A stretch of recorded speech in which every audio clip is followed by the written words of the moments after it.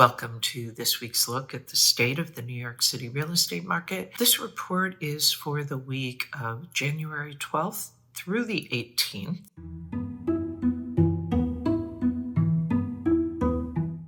We'll get started right now with the luxury market. There were 22 contracts signed last week in the luxury market. So luxury market continues to be holding and going strong. We are up 2 contracts from the previous week. The top 2 contracts, interestingly, were co-ops. Interesting because it's usually condos that are leading the charge, usually the new development condos. But this week, 2 very beautiful co-ops. The number 1 contract was the 3rd floor at 4 East 66th Street. It was asking $30 million. This apartment has been on and off the market since 2015. It started as high as $65 million. The full floor unit has 5 bedrooms, 7.5 bathrooms, and 4 fireplaces. It has a 37-foot gallery that opens to a side-by-side living room and library, both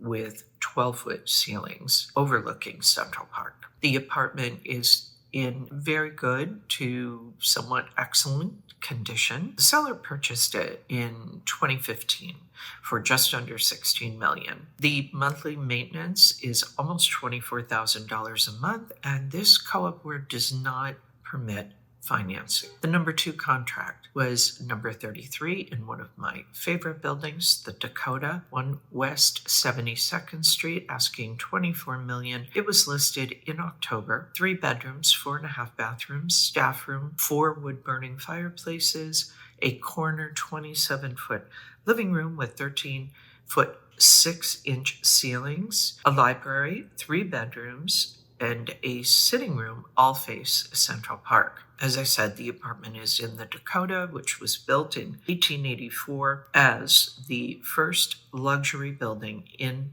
Manhattan, and it is a national landmark. It's been home to many, many famous residents over the years. The amenities include doormen, concierge, gym, storage. This co-op board allows 50% financing. I have had the great pleasure of selling in this building, and this building is just magnificent. There is good reason why it is such a sought-after building, and so congratulations to the buyer. The other thing that's notable about this sale is that this is one of the single largest apartments in the Dakota, and it is the first time that it has traded hands in over 40 years. So, as you can imagine, this purchase is quite a unique opportunity. Congratulations, actually, to the buyers of both of these units. Both buildings are quite special.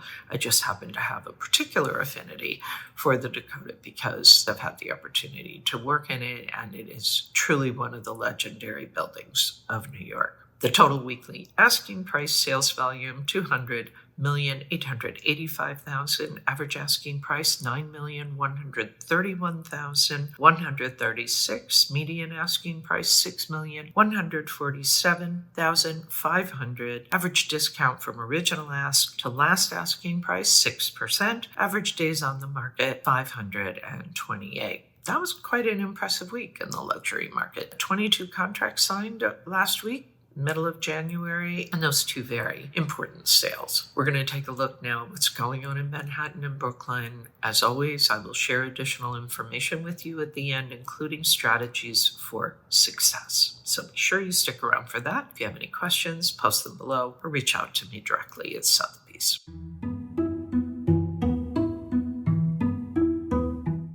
So the Manhattan market is beginning to ramp up. After a somewhat quiet start to the new year, the supply rose slightly. It's still about 7% below this time last year. The new listings are coming on the market, but January overall is kind of lagging with fewer than half the typical 1,300 typically seen by mid-month. On the demand side, the contract activity dropped about 8%, but remains 7% ahead of a year ago. Overall, the demand is showing signs of life. This true ramp up, if you want to call it that, will be coming over these next few weeks. So that'll be exciting to see. If we look at the weekly supply numbers, 306 properties came on the market last week. That's up a little over 9%. 185 contracts were signed. That's up a little over 11%. Off-market properties up just under 1% at 154. And for the month, the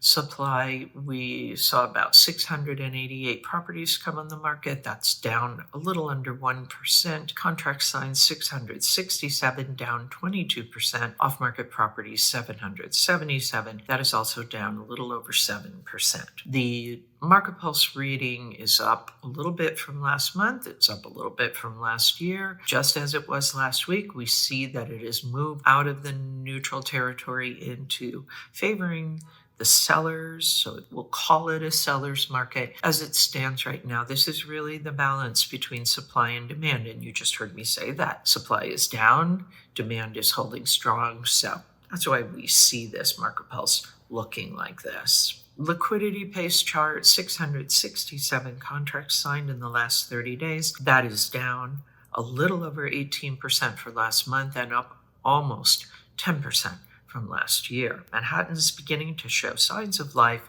This is really great. We'll see what happens as more inventory comes on, but we're off to a very good start. We're going to take a look now, see what's going on in Brooklyn.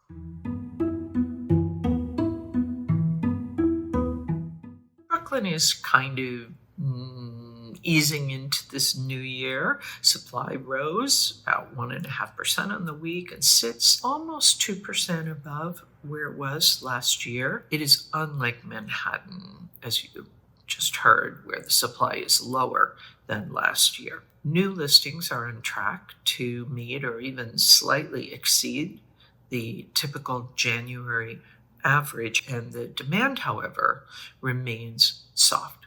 This 30-day pace of signed contracts fell about 7% on the week and is about 3% below 2025 levels. Weekly contracts signed rose, encouraging, still modest. Like Manhattan, Brooklyn's seasonal lift is likely still a few weeks out. We'll take a look now at the weekly numbers for Brooklyn. 186 of supply came on the market over the week. That is down almost 2%. Contract signed 93. That's up a little over 2%. Off-market 79. That is up almost 4%. The supply for the month for Brooklyn 511. That rose a little over almost 7%. Let's call it that. Contract signed down a little over 28%, 381. Off-market properties, 443. That is up 21%.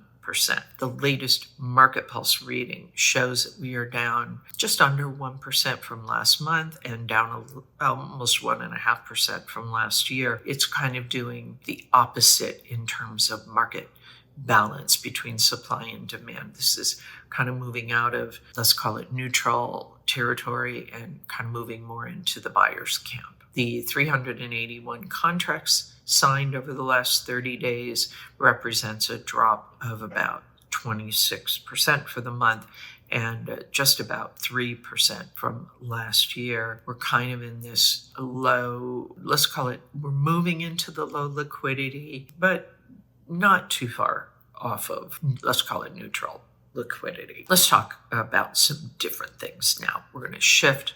We're going to focus on kind of the macro look at what is going on in the market, share some additional information with you that will definitely be helpful if you are an active buyer or seller in this market, or you're a property owner and you want to understand better your position in this current market. So just to kind of remind you, wrap this up, 22 contracts signed in the luxury market. That's up 2 from last week. And 9 of those were condos, 7 were co-ops, 1 was a condop, 5 were townhouses. If we go now look at the Manhattan and Brooklyn supply numbers in total. In Manhattan, the supply 4,966. In Brooklyn, 2,847. Pending sales in Manhattan, 2,813. Brooklyn, 1,694. Off-market properties total, 4,735. Brooklyn, 2,237. Average days on the market in Manhattan, 76, and in Brooklyn, 64. We're going to look at the mortgage rates now. As of mid-January, the average mortgage rates in New York were hovering between 6.1 and 6.5% for a 30-year fixed loan with 15-year fixed rates, slightly lower, around 5.4 to 5.7. The adjustable rate mortgages around 5.3 to 5.5%. These rates, of course, will vary by lender and loan type, so be sure you shop around for the best rate. The charts this week are looking at co-op maintenance levels in Manhattan and Brooklyn. We'll start with Manhattan. This is a look at maintenance levels in co-ops by bedroom count. So as expected, the median maintenance does rise with an increase in size, but it isn't exactly a linear rise. If you go from a 1-bedroom to a 2-bedroom, it brings a meaningful jump. After that, the range of, let's call it normal, widens significantly. For larger units, buyers may well see monthly maintenance really jump. And that's an important factor. It's not only what you're paying for the apartment when you buy it, it's the cost to carry it. One reason for this is that apartment combinations, if you combine 2 units, they retain those original shares. And so you're essentially paying the full maintenance for each one just now combined. And that's an important consideration. So be sure that you factor in the maintenance costs right along with the purchase price. In the Brooklyn co-op maintenance levels, it's similar to Manhattan. Different magnitudes, however. Median maintenance in Brooklyn is lower overall. The same principle does apply, though. The larger units bring a wider spread in fees. For 4+ bedroom co-ops, the median sits around $2,777 a month. That is less than half of its Manhattan equivalent. However, these maintenances can still range from the low 2,000s to nearly 4,000. Again, for buyers moving up in size, especially from 1 to 3 bedrooms or more, it's very important to understand that the monthly costs may rise disproportionately, and it is absolutely essential that buyers do take that into consideration when they are making this trade from a much smaller apartment to a much larger apartment. So as far as strategies for sellers and buyers and sellers should be keeping in mind that we are in a low inventory environment that will very likely change. We will begin to see properties coming on the market that will change the dynamic a bit for the buyers and for the sellers. Sellers, this remains a challenging listing environment. So be sure that your asking price is in alignment with what the market is supporting. It will help you to be successful and to increase your traffic and to see offers sooner rather than later. For those buyers who have already entered the market for the spring season, you will have some additional choices, but that doesn't mean that if you see something that you love now, you shouldn't try to make a move on it. And do keep in mind that properties that have been on the market for a while, you may find that there's a little more negotiability there. The new properties that are coming on, if they're well priced, you might have to even compete for that apartment with other buyers. That's it for this week's look at the New York City real estate market. As always, my thanks to the Olshan Luxury Report and to Urban Digs. The work they do helps me to help you to make great decisions. I'll be back next week with the very latest news on what is happening in the New York City real estate market. In the meantime, if you have any questions at all, please post them below or reach out to me directly at Sotheby's. And as always, take care.